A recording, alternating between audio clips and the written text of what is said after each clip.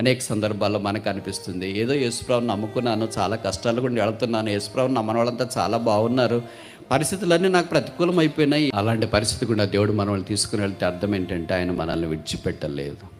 ఒక బైబిల్ పండితుడు ఎలాగన్నాడు, the life of a Christian is a series of falls and fails and flaws in the grace of God, but grace has never fallen from us.